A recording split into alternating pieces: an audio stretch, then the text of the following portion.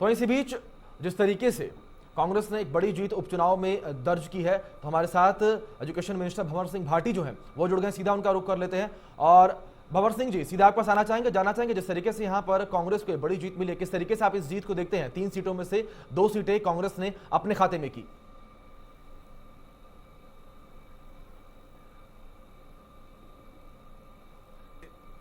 तीन विधानसभा उपचुनाव के परिणाम आ जाए हैं और ये परिणाम मैं समझता हूं कि राजस्थान में 3 में से 2 सीटें कांग्रेस पार्टी ने जीती है और 1 सीट हम बहुत ही कम मार्जिन से हारे हैं, राजसमंद की सीट।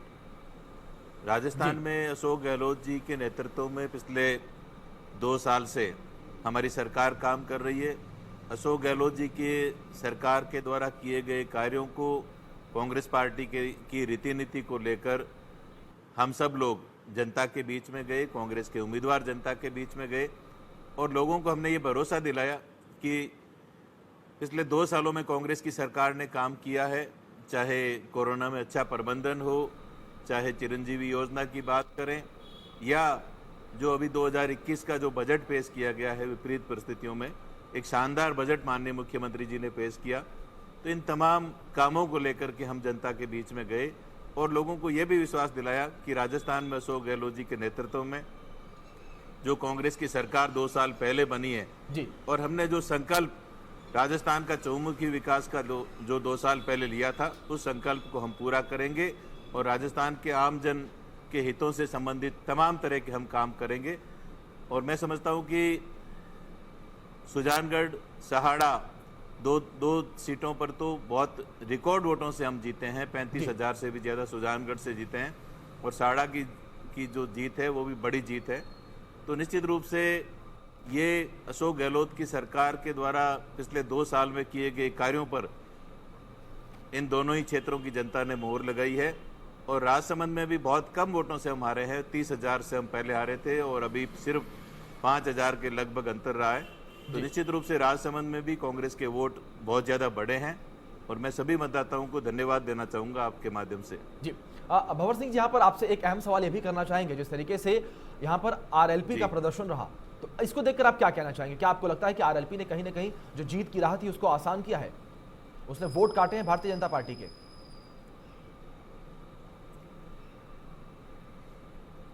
देखिए, आरएलपी का अपना एजेंडा है, वो अपनी बात लेकर के लोगों के बीच में गए हैं और जो वोट उनको मिले हैं, मैं समझता हूं कि सिर्फ भारतीय जनता पार्टी के वोट काटे हो ऐसी बात नहीं है, वो उसका मिला जुला असर पड़ता है। कोई भी तीसरा व्यक्ति खड़ा होता है, कोई तीसरी पार्टी खड़ी होती है, तो उसका असर सभी पर पड़ता है।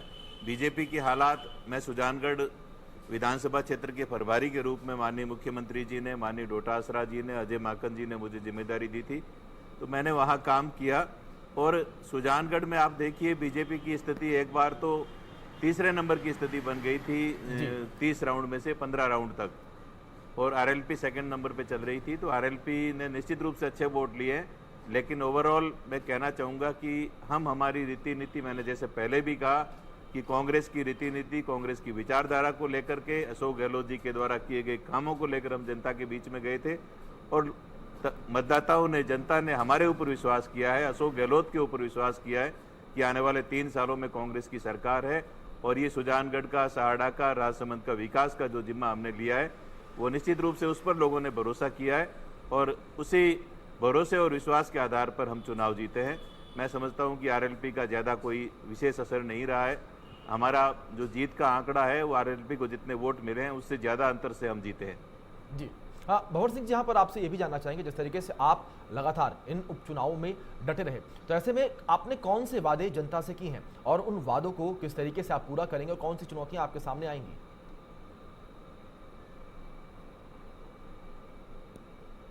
देखिए, कोरोना का जो संकट है अब पूरी दुनिया में, पूरे देश में, हमारे प्रदेश पर है। माननीय मुख्यमंत्री जी ने पिछले समय में भी कोरोना का अच्छा प्रबंधन किया था। अभी वर्तमान में जो कोविड की स्थिति है, तो दिन रात सीएम साहब इसमें लगे हुए हैं कि हमारे प्रदेश के हर व्यक्ति का स्वास्थ्य का ध्यान रखा जाए, कोविड से उसको बचाया जाए। जहाँ तक वायदों की बात है, तो मैं कहना चाहूँगा कि हमने, राजस्थान की सरकार ने, राजस्थान के मुख्यमंत्री अशोक गहलोत जी ने बिना मांगे हर विधानसभा क्षेत्र को, हर गांव और ढाणी को ज़्यादा से ज़्यादा देने का प्रयास पिछले बजट में भी किया है। इससे पहले भी जो बजट पेश हुए उसमें भी विकास के बहुत सारे काम पूरे प्रदेश के लिए स्वीकृत किए गए हैं। और जो इस क्षेत्र की प्रमुख समस्याएं हैं, उन समस्याओं का समाधान हमारी सरकार लगातार कर रही है। सुजानगढ़ में भी मास्टर भंवरलाल जी के रहते हुए, क्योंकि 2 साल तक वो विधायक रहे, तो उस दौरान भी सुजानगढ़ विधानसभा क्षेत्र में बहुत सारे काम हुए, सहाड़ा में बहुत सारे काम हुए। कैलाश त्रिवेदी जी के कहने पर हमने लोगों से ये कहा है कि मास्टर भंवरलाल जी ने और कैलाश त्रिवेदी जी ने जो अधूरे कार्य छोड़े हैं, जो उनके सपने थे, हम उनको पूरा करेंगे और विकास के रास्ते पर हम सुजानगढ़ को, सहाड़ा को और राजसमंद को लेकर के जाएंगे। जो जो समस्याएं हमारे ध्यान में आई है, वो हमने विश्वास दिलाया है कि आने वाले समय में, अभी हमारे पास 2.5-3 साल का समय है, इस समय में हम तमाम वो कार्य करेंगे जो इस क्षेत्र के विकास के लिए जरूरी है।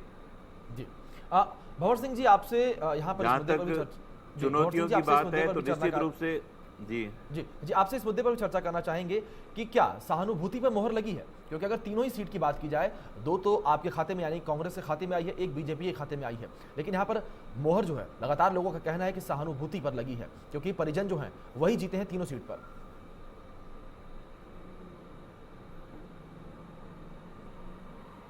देखिए, निश्चित रूप से कहीं न कहीं पारिवारिक विरासत का भी फर्क पड़ता है। मास्टर भंवरलाल जी सुजानगढ़ से 10 चुनाव लड़े और हमेशा उन्होंने सुजानगढ़ को अपने परिवार की तरह समझा। कई बार वो चुनाव जीते, मंत्री रहे, तो उनका जुड़ाव सुजानगढ़ की जनता से था।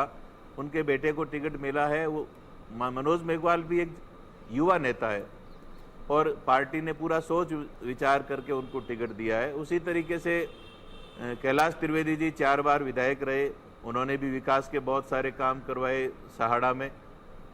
तो मैं समझता हूँ कि निश्चित रूप से भंवरलाल जी ने, मास्टर भंवरलाल जी ने, कैलाश त्रिवेदी जी ने जो काम किए, उन कामों का भी लाभ हमें मिला है निश्चित रूप से। और उसके साथ साथ किरण महेश्वरी जी जो यहाँ से करीब 3 या 4 बार विधायक रही, सांसद रही, तो उनकी पुत्री को टिकट मिला है, तो हो सकता है कुछ लाभ उनको भी मिला हो निश्चित रूप से। लेकिन मैं कहना चाहूँगा कि अशोक गहलोत जी का जो चेहरा है, उन पर लोगों का जो विश्वास और भरोसा है राजस्थान की जनता को, वो एक बड़ा फैक्टर था और उसी के आधार पर कांग्रेस के वोट भी इंक्रीज हुए। आप देख सकते हैं कि करीब 10% वोट इन 3 उपचुनाव में कांग्रेस पार्टी को ज़्यादा मिले हैं। तो निश्चित रूप से हमारी सरकार ने जो काम किया है उसका लाभ हमें मिला है, हमारी पार्टी को मिला है और उस काम पर और आगे आने वाले समय में राजस्थान का विकास होगा, उन विधानसभा क्षेत्रों का विकास होगा जहां पर चुनाव है। ये विश्वास वहां के लोगों के मन में था, तभी कांग्रेस पार्टी के पक्ष में इतना अच्छा मतदान हुआ है और 3 में से 2 विधायक हमारे जीते हैं और 1 सीट हम हारे हैं, वो भी बहुत कम मार्जिन के अंतर से हारे हैं। तो निश्चित रूप से अशोक गहलोत जी पर, कांग्रेस पार्टी पर लोगों ने भरोसा किया है। भंवर सिंह जी, आपसे यहाँ पर जिस मैं आपके माध्यम से ये भी कहना चाहूंगा। बिल्कुल बिल्कुल, भंवर सिंह जी कहिए। मैं ये कहना चाह रहा था कि मैं प्रदेश के सभी उपचुनाव जहाँ भी हुए हैं, उन सभी कांग्रेस के कार्यकर्ताओं को आपके माध्यम से धन्यवाद देना चाहूँगा, वहाँ के मतदाताओं को विशेषकर धन्यवाद देना चाहूँगा और ये कहना चाहूँगा कि आपने जो विश्वास कांग्रेस पार्टी के ऊपर किया है, कांग्रेस की सरकार पे किया है, हमारी पार्टी, हमारी सरकार, हमारे माननीय मुख्यमंत्री अशोक गहलोत जी के नेतृत्व में तीनों ही विधानसभा क्षेत्र की जनता की भावनाओं के अनुरूप काम करेगी, उनके विश्वास पर, उनके भरोसे पर पूरी तरह से खरा उतरने का प्रयास करेगी। जी, भंवर सिंह जी, आपसे यहाँ पर जिस तरीके से आपने जिक्र किया मास्टर भंवरलाल भाटी का, अगर उनको लेकर कहा जाए, जिस तरीके से मास्टर भंवरलाल भाटी की पकड़ अपने क्षेत्र में थी और जो उनकी लेगेसी थी, क्या उनके पुत्र मनोज मेघवाल जो अब सुजानगढ़ से उन्होंने जीत हासिल की है, उसको पूरा कर पाएंगे या उस लेवल तक पहुंच पाएंगे?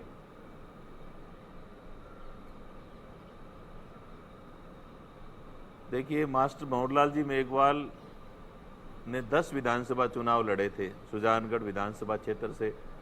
वो 5वीं विधानसभा से लेकर 15वीं विधानसभा तक उन्होंने लगातार 10 चुनाव लड़े थे 50 साल का उनका राजनीतिक जीवन था। मनोज मेघवाल की उम्र लगभग 45 साल है जी। और जिस व्यक्ति का जन्म उस घर में हुआ है, मनोज मेघवाल का जन्म मास्टर भंवरलाल जी मेघवाल के घर हुआ है, जहां सेवा का कार्य उनके जन्म के समय से लगातार होता रहा है। मनोज मेघवाल में भी वही संस्कार हैं जो मास्टर भंवरलाल जी के परिवार से उन्हें मिले हैं। तो मैं समझता हूं कि मनोज मेघवाल में भी वो बहुत सारे गुण हैं जिन गुणों की वजह से यहाँ की जनता ने ये मांग की थी कि मनोज को टिकट दिया जाए। एकमात्र नाम भेजा था सुजानगढ़ से, किसी भी कांग्रेस के कार्यकर्ता ने टिकट नहीं मांगा और सबने एक राय होकर ये कहा कि मनोज मेघवाल को उम्मीदवार बनाया जाए और उसी आधार पर पार्टी ने उनको अधिकृत उम्मीदवार बनाया। और मनोज एक युवा नेता है, उनमें एडवोकेट है, पढ़े लिखे हैं, उनमें इस क्षेत्र की जनता की सेवा करने की एक भावना है, सेवा का जज्बा लेकर के वो सुजानगढ़ की क्षेत्र की जनता के बीच में आए हैं।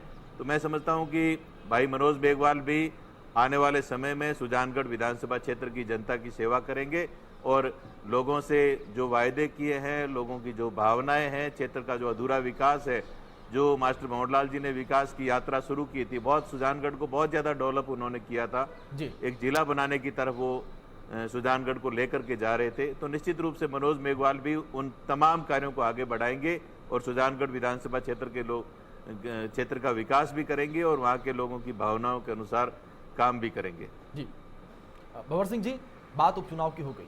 उपचुनाव में जो नतीजे रहे वो आपके पक्ष में रहे, 3 में से 2 सीटें कांग्रेस के पक्ष में रही और एक तरीके से बड़ी जीत जो है वो यहाँ पर आप लोगों को हासिल हुई है, कांग्रेस को हासिल हुई है। लेकिन अब अगर बात प्रदेश के हालातों को लेकर की जाए, जिस तरीके से दिन प्रतिदिन कोरोना के जो आंकड़े हैं वो नया रिकॉर्ड बनाने लगे हैं, हर दिन आंकड़े नई ऊंचाई को छू रहे हैं, ये बेहद चिंताजनक है। किस तरीके से देखते हैं आप और सरकार किस तरीके से गंभीर है इन विषयों को लेकर?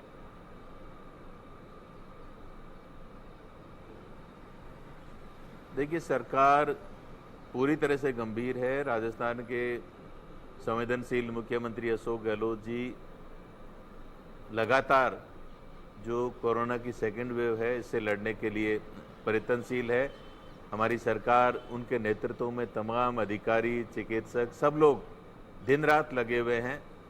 इस बार ये वेव बहुत ज़्यादा खतरनाक है, आप सब जानते हैं, और इसमें जो संक्रमित होने वाले लोगों का आंकड़ा है वो बहुत तेज़ गति से बढ़ रहा है। राजस्थान में भी 1.5 लाख से ज़्यादा लोग संक्रमित हो चुके हैं। मुख्यमंत्री जी बार बार ये अपील भी कर रहे हैं कि लोग अपने घरों से बाहर नहीं निकले। अभी जो जन अनुशासन पखवाड़ा प्रारंभ किया है वो भी इसीलिए शुरू किया है कि लोगों में एक अवेयरनेस हो, और सरकार पूरी तरह से प्रयास कर रही है। हमें जो दिक्कतें आ रही है वो एक तो ऑक्सीजन की दिक्कत आ रही है जी। केंद्र सरकार के द्वारा ऑक्सीजन का जो नियंत्रण है पूरा वो अपने हाथ में ले लिया गया है, और ऑक्सीजन का जो बंटवारा होता है वो राजस्थान के जो संक्रमित जो लोग हैं उनकी संख्या के अनुसार मैं समझता हूं कि अभी तक नहीं हो पा रहा है। अब आश्वासन ये मिला है कि राजस्थान को कोविड पेशेंट्स की संख्या के अनुसार ऑक्सीजन का वितरण किया जाएगा। तो निश्चित रूप से मैं कहना चाहूँगा कि राजस्थान की सरकार दिन रात लगी हुई है। केंद्र सरकार को भी राज्य समान रूप से, सभी राज्यों को समान रूप से ऑक्सीजन का, रेमडेसिविर आदि का वितरण करना चाहिए। दूसरा मैं कहना चाहूँगा कि जो कोरोना वैक्सीन है वो केंद्र सरकार ने 18 से 45 साल के लोगों के लिए 1 तारीख से लगाने की घोषणा की है, लेकिन उसमें शुल्क रखा है, पैसा रखा है, हर व्यक्ति को एक निर्धारित शुल्क देना होगा। इन परिस्थितियों में जब लोगों के सामने रोजगार का संकट खड़ा हो गया है, लोगों के काम धंधे प्रभावित हुए हैं, तो माननीय मुख्यमंत्री महोदय ने एक बड़ा निर्णय लिया है और करीब 3000 करोड़ से भी ज़्यादा की लागत से राजस्थान के 18 से 45 साल वर्ष तक के तमाम प्रदेश के लोगों का निःशुल्क कोविड वैक्सीन करने का निर्णय लिया है, और उसका शुभारंभ कल 1 मई को कर दिया गया है श्रमिक दिवस के अवसर पर। मैं समझता हूं कि एक बहुत बड़ा निर्णय है। राजस्थान पहला राज्य है जिसने ये शुरुआत की है।